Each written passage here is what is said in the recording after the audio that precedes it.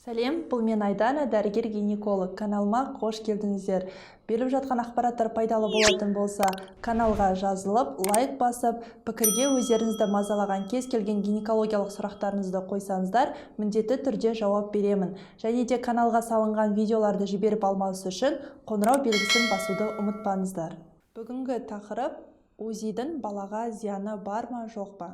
Жалпы жүкті ханымдар ультрадыбыстық зерттеуден біреулері қорқатын болса, біреулері керісінше мүмкіндік болса апта сайын түскісі келеді. Себебі олар үшін баласының дамуын көру өте қызық болып табылады.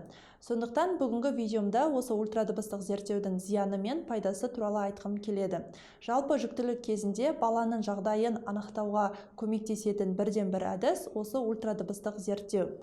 Қалыпты жүктілік кезінде өзінің белгілі бір мерзімдері бар, ультрадыбыстық зерттеуді өтуі қажет.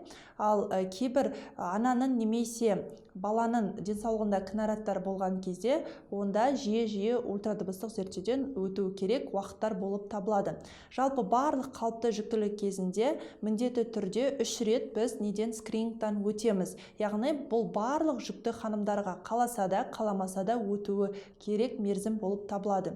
Бірінші УЗИ-ді біз 11 және 14 апта аралығында жүргіземіз. Бұл кезде біз жүктіліктің дамуын, қандай мерзімде екенін, баланың және де ол бір ұрық па немесе көп ұрықты жүктілік пе соны анықтаймыз.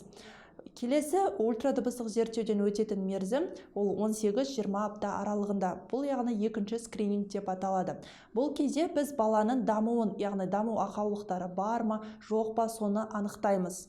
Келесі үшінші скрининг ол 30-32 апта мерзімінде жүзеге асырылатын зерттеу болып табылады. Бұл кезде біз баланың қалай дамып өскенін, жетілгенін, бала қалай келгенін, ұрық жолдасының, яғни плацентаның орналасуын, және де баланың ұрық маны суының мөлшерін, қандай мөлшерде екенін анықтай аламыз. Осы 3 кезең ғана, 3 мерзім ғана бар, барлығына бірдей өтуі қажет. Ал қалған жүктілік кезінде ультрадыбыстық зерттеу тек қана дәрігердің тағайындауымен ғана жүзеге асады.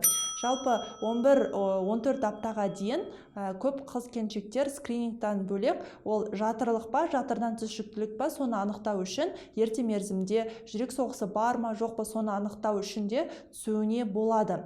Және де айта кететін жағдай, осы ультрадыбыстық зерттеу кезінде көбінесе 11 аптаға дейін біз астыңғы жақтан, яғни трансвагинально түсіреміз, және де арнайы датчикті енгіземіз ішке қарай. Бұл датчик қыздар жүктіліктің түсуіне, яғни түсік тастауға, баланың дамымай қалуына әсер етпейді. Сондықтан мені осы астыма датчик салып, яғни УЗИ-мен тексеру арқылы менің баламды түсіріп тастады деген ол қате пікір болып табылады. Жалпы осы 4 рет қана түссеңіздер болады, қалған кезде түсудің қажеті жоқ. Және де осы ультрадыбыстық зерттеу кезінде біз жалпы жатырдың мойнын, аналық бездерін, және де ұрықты, яғни баланың жағдайын, баланың жолдасы, яғни ұрық жолдастың, баланың аймағындағы судың мөлшерін біз анықтаймыз және де көреміз. Солардың жағдайына біз сипаттама береміз. Және де сол ультрадыбысты жүргізетін маманның көрген тұжырымдамасы бойынша, егер қажет керек болатын болса, ем тағайындаймыз, барлығы жақсы болатын болса, ешқандай емдеуді қажет етпейді. Ал кейбір жағдайлар бар, мысалға қыздар ұрық жолдасының төмен орналасуы, немесе көп жүктілік кезеңі бар, плацентада бір қандайды бір даму ақаулары болуы мүмкін, және де балада даму ақаулары болуы мүмкін. Сондай кездерде қан айналымы дұрыс емес болуы мүмкін. Мысалға баланың басы кіндікке оралтылып қалған жағдайлар болуы мүмкін. Сол кезде онда 4 реттен көбірек ультрадыбыстық зерттеуге түсу керек жағдайлар болады. Бұның барлығы тек қана арнайы көрсеткіштермен ғана жүзеге асады. Және де жүктілік кезінде зиянсыз, яғни ешқандай зияны жоқ деп қорытындыға тұжырымдамаға келген жалғыз әдістің бірі осы ультрадыбыстық зерттеу болып табылады. Егер видео ақпаратты болатын болса, міндетті түрде лайк басып, каналға жазылып, өз пікірлеріңізді жаза кетсеңіздер болады.